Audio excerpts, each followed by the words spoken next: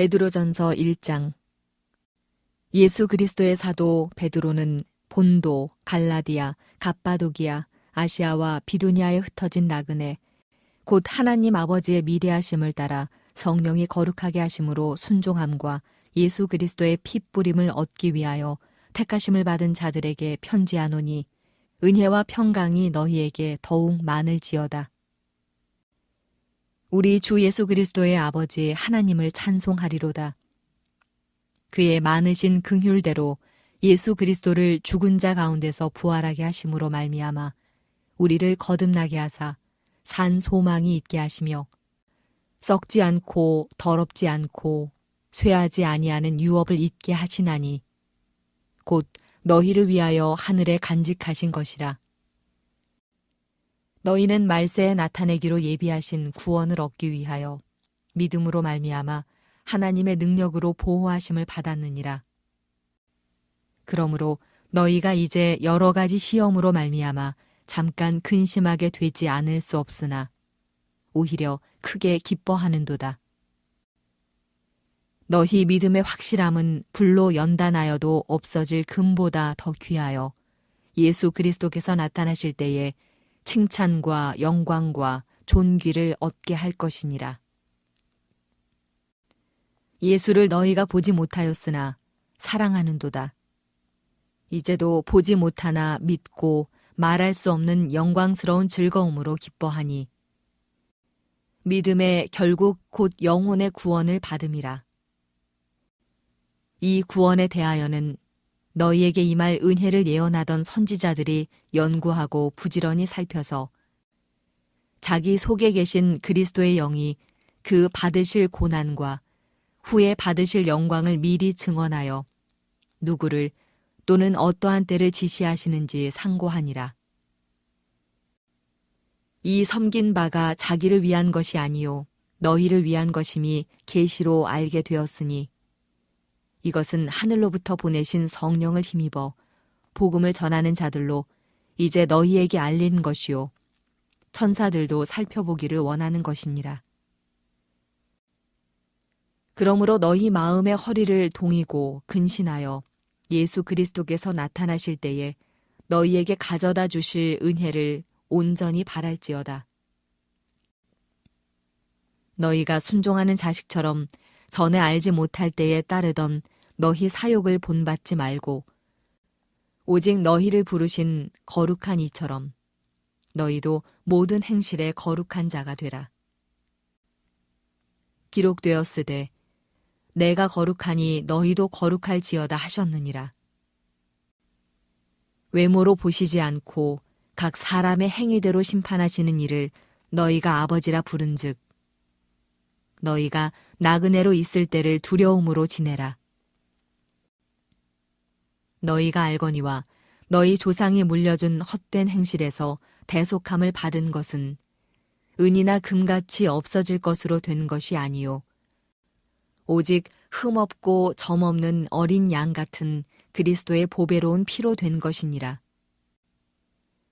그는 창세 전부터 미리 알린 바 되시니나 이 말세에 너희를 위하여 나타내신 바 되었으니 너희는 그를 죽은 자 가운데서 살리시고 영광을 주신 하나님을 그리스도로 말미암아 믿는 자니 너희 믿음과 소망이 하나님께 있게 하셨느니라.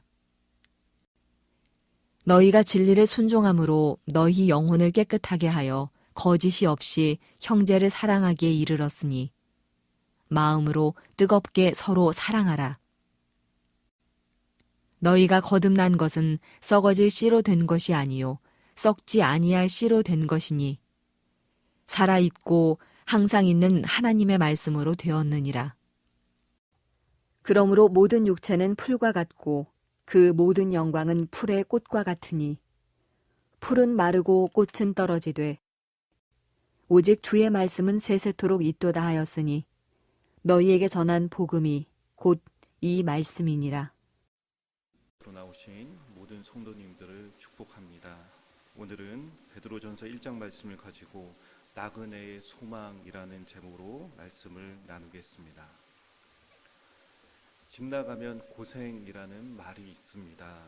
어디 잠깐 여행을 가더라도 여행이 주는 즐거움은 있지만 여행을 하다 보면 고생하는 순간을 만나게 되는 것이죠.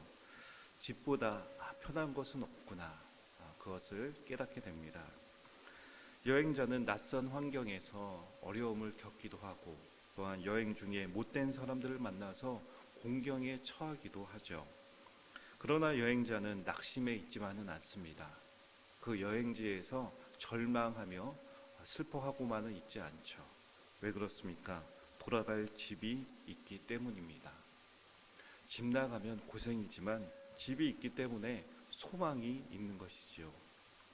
오늘 말씀에도 보면 비록 그리스도인은 나그네 인생길을 걸어가고 있지만 돌아갈 집이 있기 때문에 산 소망이 있습니다. 그렇게 우리에게 말씀해 주고 있습니다. 당시 사도 베드로가 이 서신을 쓸 배경을 보면 바울은 로마의 감옥에 투옥되어 있었습니다. 또한 곧 다가올 네로 황제의 극심한 핍박이 있기 때문에 그리스도인들은 굉장히 어려운 상황 가운데 놓여져 있었죠. 이에 베드로는 고난받게 될 그리스도인들, 특히 소아시아에 흩어져 있는 그리스도인들을 향해서 산 소망을 붙드십시오. 우리에게는 살아있는 소망, 영원히 변하지 않는 이 소망이 있습니다 라고 권면의 말씀을 전해주고 있습니다. 먼저 본문 3절과 4절 말씀 다시 한번 함께 읽겠습니다. 3절과 4절입니다. 우리 주 예수 그리스도의 아버지 하나님을 찬송하리로다. 그의 많으신 긍휼대로 예수 그리스도를 죽은 자 가운데서 부활하게 하심으로 말미암아 우리를 거듭나게 하사 산 소망이 있게 하시며 썩지 않고 더럽지 않고 쇠하지 아니하는 유업을 있게 하시나니 곧 너희를 위하여 하늘에 간직하신 것이라. 아멘. 사도 베드로는 먼저 하나님께 영광과 찬송을 올려드립니다. 하나님께 찬양을 드립니다. 하나님께 영광을 올려드립니다. 그렇게 고백을 합니다. 왜 그렇습니까? 여러분들에게 산 소망이 있기 때문입니다.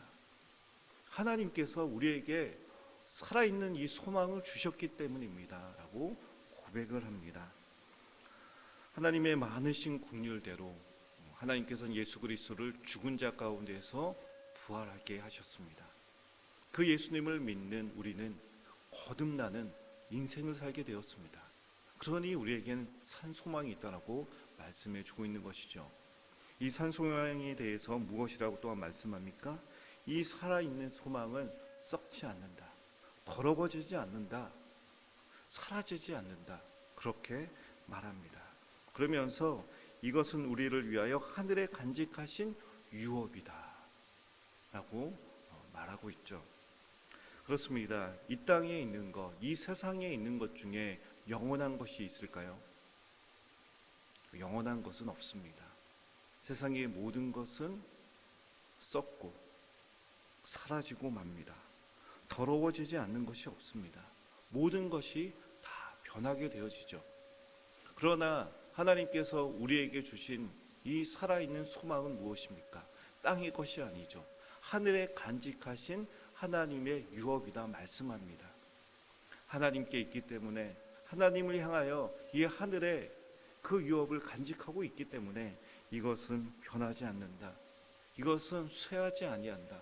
이것은 결코 더러워지지 않는다. 우리에게 말씀해 주고 있습니다. 그러므로 우리에게 있는 이 산 소망으로 인하여 얼마나 우리는 영광스러운 사람들인가. 하나님께서 능력으로 우리를 보호해 주신다라는 이 믿음이 있으니 이보다 더 기쁜 일이 어디 있는가. 베드로는 우리에게 말해주고 있습니다. 본문 6절 말씀을 보면 이렇게 도전해주고 있죠. 그러므로 너희가 이제 여러 가지 시험으로 말미암아 잠깐 근심하게 되지 않을 수 없으나 오히려 크게 기뻐하는도다.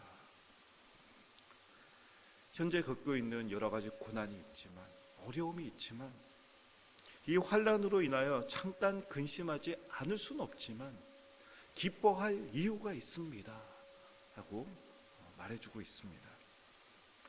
사실 고난은 힘듭니다. 박해는 힘들죠. 우리의 삶 가운데 감당하기 어려운 일들이 다가올 때 아프지 않는 사람, 눈물 나지 않는 사람, 낙심하지 않는 사람이 있을 수 있습니까? 그러나 그리스도인은 산 소망이 있기 때문에 그 자리에 머물러 있지만은 않죠. 기뻐합니다. 왜요? 우리에게 소망이 있기 때문이죠. 그래서 사도 베드로는 이와 같이 말씀하고 있습니다. 8절과 9절 말씀을 보면 예수를 너희가 보지 못하였으나 사랑하는도다. 이제도 보지 못하나 믿고 말할 수 없는 영광스러운 즐거움으로 기뻐한다. 믿음의 결국은 곧 영혼의 구원을 받음이다 라고 말씀합니다. 우리에게 주신 이 믿음의 확신은 무엇입니까? 지금 예수 그리스도를 실제로 보진 못하죠. 박해 가운데, 고난 가운데 보이지 않는 예수 그리스도를 바라보고 예수 그리스도를 사랑할 수 있는 믿음이 있다라는 것, 절망하지 아니하고 영광스러운 즐거움으로 말미암아 기뻐할 수 있는 것, 이것이 바로 그리스도인이 가질 수 있는 소망에 대한 이유입니다. 7절 말씀에 이렇게 말씀하고 있죠. 너희 믿음의 확실함은 불로 연단하여도 없어질 금보다 더 귀하여 예수 그리스도께서 나타나실 때에 칭찬과 영광과 존귀를 얻게 할 것이니라. 아멘. 마치 다니엘과 세 친구들이 풀무불에 던져졌을 때처럼 도저히 감당할 수 없는 그 불이 우리에게 닥칠지라도 그 불로 말미암아 어떻게 된다라고 말씀합니까? 이 연단으로 말미암아 금보다 더 귀하고 순전한 믿음이, 그 여러분들의 그 믿음이 나타나게 될 것입니다. 고난 가운데 그 불로 말미암아 오히려 여러분들의 그 귀중한 순전한 믿음이 드러나게 되니 예수 그리스도께서 다시 오실 때에 칭찬과 영광과 존귀를 얻게 하실 것입니다. 우리에게 말씀해 줍니다. 베드로는 마지막으로 본문 24절과 25절에서 이렇게 우리의 믿음을 격려해 주고 있죠. 24절과 25절 말씀 함께 읽겠습니다. 그러므로 모든 육체는 풀과 같고 그 모든 영광은 풀의 꽃과 같으니 풀은 마르고 꽃은 떨어지되 오직 주의 말씀은 세세토록 있도다 하였으니 너희에게 전한 복음이 곧 이 말씀이니라.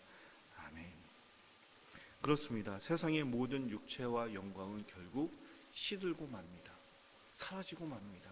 바람에 날리는 먼지와 같이 금세 사라지고 말 것입니다. 그러므로 당시 네로 황제의 극심한 그 핍박, 그 고난도 어떻게 된다라고 말씀하시는 겁니까? 그 고난, 그 박해가 견디기 힘들겠지만 네로 황제의 그 강력한 그 권력마저도 결국에는 사라지고 말 것이다.